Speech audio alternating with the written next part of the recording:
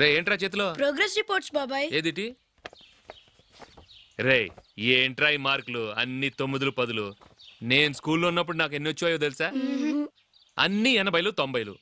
నా ఇన్స్పిరేషన్ తో బాగా చదువుకొని నాలాగా పైకి రావాలని కోరుకోండి. వెళ్ళి మీ నాన్నకి చూపించండి. డాడీ ఈ ప్రోగ్రెస్ రిపోర్ట్స్ మీద సైన్ చేయండి.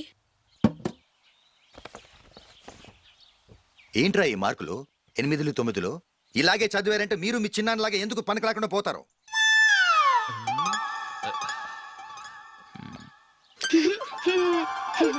ఏం చేయమంటారు డాడీ?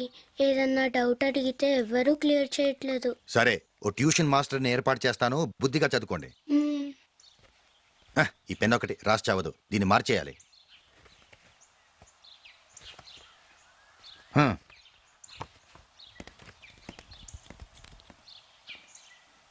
అన్నయ్య ఏంట్రా?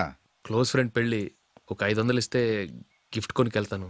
నువ్వు గిఫ్ట్ తీసుకెళ్తే నువ్వు కష్టపడి సంపాదించి కొనుక్కొచ్చావనుకుంటాడా? బేవర్స్ గాడిని తెలుసుగా, ఊరికే వెళ్ళి చేయి కలుపు, అదే ఎక్కువ. ఒట్టి చేత్తో వెళ్తే నాకు అవమానంగా ఉండదు? పని పాట లేకుండా ఖాళీగా తిరుగుతున్నావు, ఇది మాత్రం నీకు అవమానంగా లేదా? ఓరా. పెన్ను మార్చుకోవటం కాదు, ముందు నీ క్యారెక్టర్ మార్చుకో.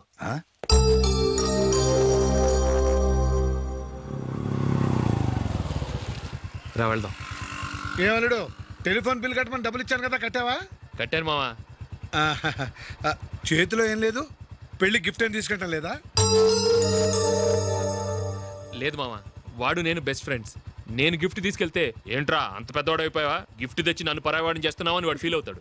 జూలీకి వాడితే నాకు అంత ఫ్రెండ్షిప్ లేదు. ఓహో అలాగా, జాగ్రత్తగా వెళ్ళండి.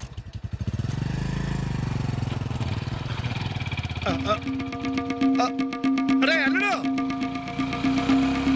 అల్లుడు, అల్లుడు, ఆగు, అల్లుడు, ఆగరా. అశోక్ డాడీ, ఆగు, ఆగు, ఆగు, ఆగు, ఆగు. ఏంటి మావ పరిగెత్తుకొస్తున్నావు? ఎంత క్లోజ్ ఫ్రెండ్ అయినా ఒటి చేతులతో వెళ్తే ఏం బాగుంటుందిరా? సొంతాన నమ్మిలో ఏమీ తీసుకెళ్లకుండా వెళ్తే మర్యాద ఇవ్వటం లేదు. నువ్వేం చేస్తావంటే ఈ ఉంగరం తీసుకెళ్లి పెళ్లి కొడుకు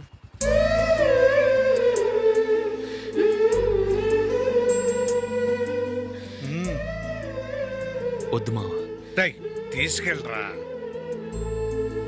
సరే తొందరగా వచ్చేయండి. అలాగే.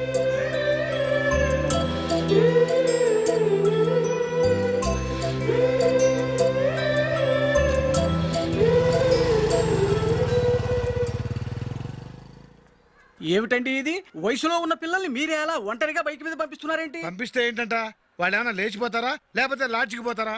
అలా అని కాదు.